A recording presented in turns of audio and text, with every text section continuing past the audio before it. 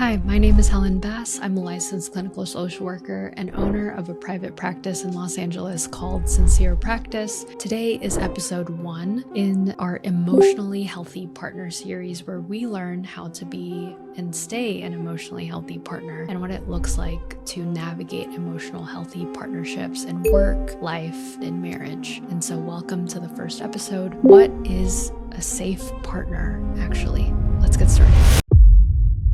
So maybe you meet someone who is steady. They call when they say they will. They don't raise their voice when they disagree. They ask how your day was and listen. Like, they actually listen to the answer. And your body does this really strange thing. Your jaw starts tightening, your sleep gets worse, you find yourself scanning for the catch, the hidden anger, the moment the other shoe will drop, and somewhere underneath all of it is a quiet voice that says, "This doesn't feel right." Maybe it's not because something's wrong, because the matter of the fact is that nothing is wrong. That's the part nobody prepared you for. Now, bear with me, this will all make sense. I'm Helen Bass. I'm a licensed clinical social worker. In my practice, I work with women of color navigating relationships, faith, motherhood, and the patterns they inherited without choosing. And one of the most consistent things I see in sessions, in comments, in conversations is women who cannot trust peace because peace was never the baseline they were given. So today, I want to go in a different direction than most relationship advice out there. I'm not going to give you a checklist of green flags. I'm not going to tell you to find someone who communicates well and treats the waiter nicely, though I will say those are really great tips, treating a waiter nicely. I want to go deeper today. I want to talk about what a safe partner actually is. This is not a concept, but a felt experience in your body, and I'm going to help you walk through that. So here's the question I hear underneath almost every question women ask me about relationships. How do I know if this relationship is healthy or I'm just not used to being treated well? And the distinction matters a lot because you can intellectually know a partner is safe while your nervous system remains completely unconvinced. You look at someone's behavior, add up the evidence, conclude that they are, in fact, consistent and kind and trustworthy, and your body still braces when they reach for you. Your mind says, this is good, but your body says this feeling of safety is unfamiliar, and your body wins that argument every time.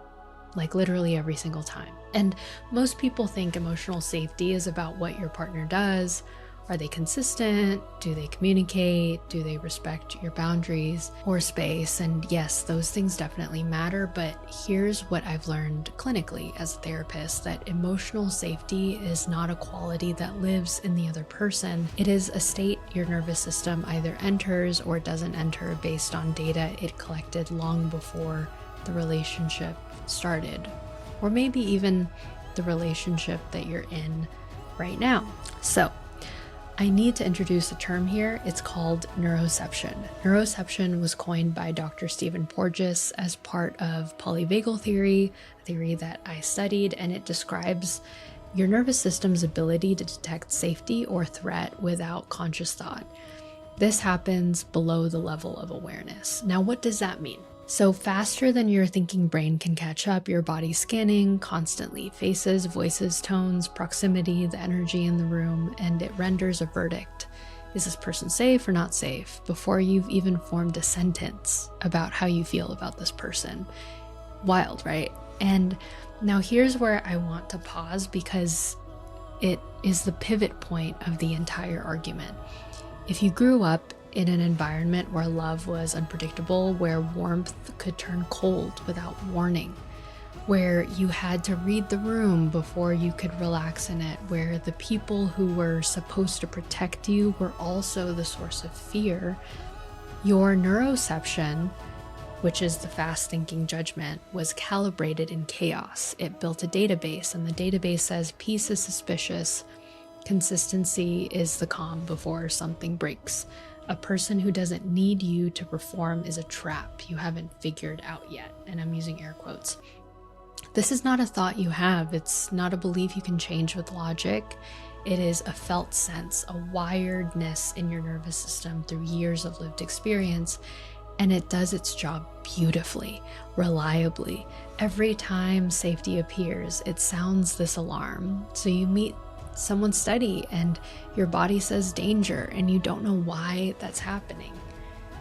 And I just want to normalize that it can feel really disorienting. Let me name what it actually looks like, because I think we skip over the specifics too quickly. You find yourself picking fights when things are calm, and not because you want conflict, but because silence feels heavier than an argument. It feels uncomfortable, and at least in a fight you know the rules. You test him, not to catch him failing, but because if he's going to leave, you need to know now, not later. You scan his voice for irritation, you read a slight delay in a text message as coldness, you feel a restless boredom in stability and mistake it for a lack of passion. And the organizing belief underneath all of it, the quiet, persistent story is, I was not safe before with someone who was supposed to love me, so I cannot trust this person despite how safe they may feel to me. And I just want you to know that this isn't a character's flaw.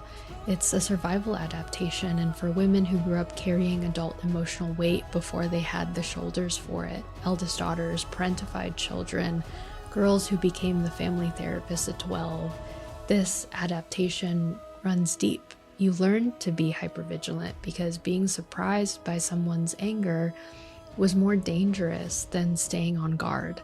So you learn to stay on guard. You learn to overfunction because if you held everything together, maybe you could control whether it fell apart. You could control someone's reaction. You learn to leave first because being abandoned was the thing you could not survive twice, maybe even 3 times. And now in a healthy relationship, those adaptations have nowhere to go. They are tools built for a war you are no longer fighting. But your body doesn't know that war ended. And I just want us to sit there. Your body doesn't know that the war ended. And so why does it keep showing up? I want to give you a practical reframe and some practical frameworks you can take in your day-to-day life. I want to name this clearly. You cannot think your way into feeling safe. You cannot analyze a partner into being trustworthy. Safety in a relationship is not proven through evidence. It is absorbed through repeated, predictable experience.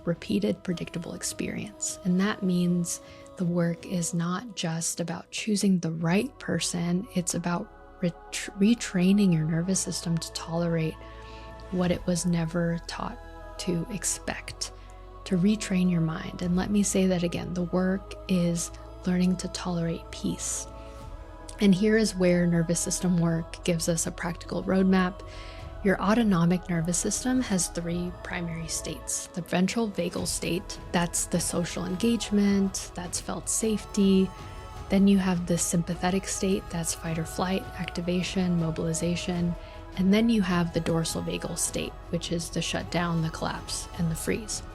So when you grow up in an environment that required constant vigilance, your nervous system spent a lot of time in the sympathetic and dorsal states.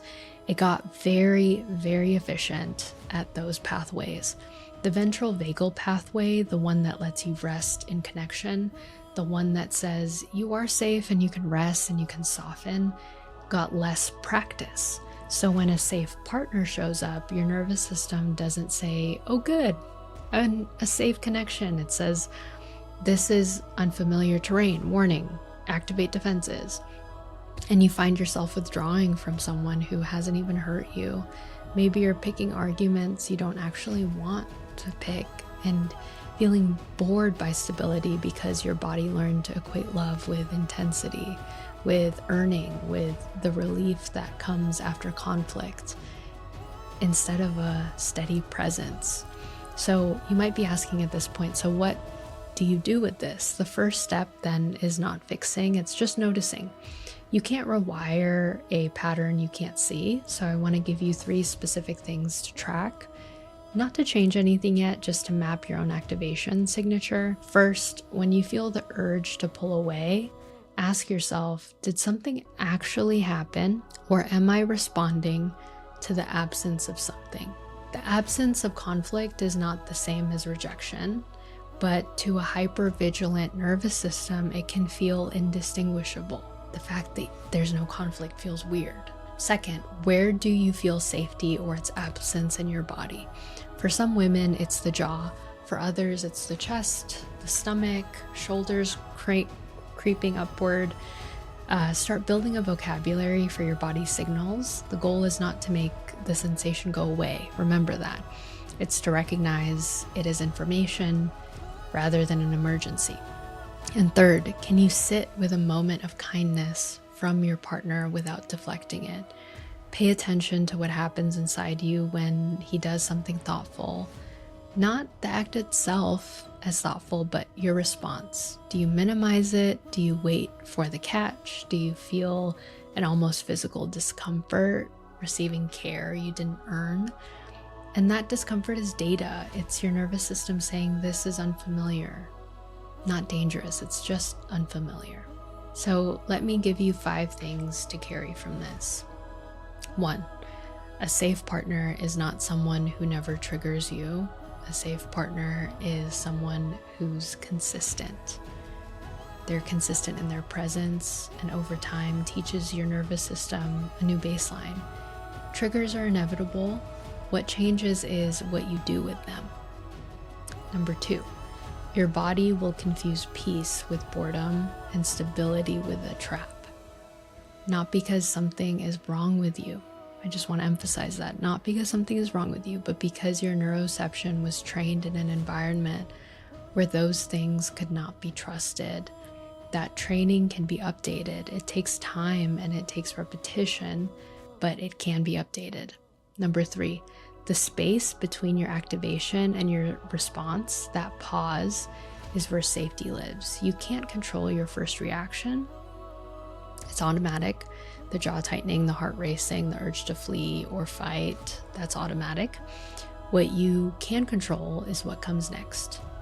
Number 4, emotional safety is not proven through an argument or evidence. It is absorbed through repetition. Your body takes longer to believe something than your mind does. That does not mean you are failing. It means you are human and your nervous system is doing exactly what it evolved to do, to protect you from what it learned was dangerous. And number 5, you do not need to be fully healed to experience a safe relationship. You need to be honest enough to say, I'm reacting to something older than this moment. Can we name that together? That question alone, asked sincerely, is the beginning of safety. It is the beginning of everything. Not judging yourself, but being able to just accept that that reaction is there and coming at it from a place of curiosity. And so to close, I just want to say this before we end. If you're watching this and you're recognizing yourself, the flinching at kindness, the waiting for the bottom to fall out, the quiet suspicion that peace is something other people get to have, but not you, you're not broken. Your nervous system did exactly what it was supposed to do. It kept you safe, maybe as a kid, maybe from a past relationship, in an environment that required vigilance. And the fact is that it's still running a program in a different environment that has no evidence of its damage. It is evidence of how hard you worked to survive. And you can teach it something new. It won't happen overnight. It won't happen by forcing yourself to relax. That's not how our nervous system works, but slowly in small moments by letting yourself notice, nothing bad is happening right now. I am safe right now. This is real right now. If this connected with you, drop a comment. I read them. Tell me, what's the hardest part for you? What response do you notice in your body when peace shows up? I see you. I know you're trying, and if someone you love needs to hear this, send it their way. I'm Helen Bass. I'll see you in the next one. Bye.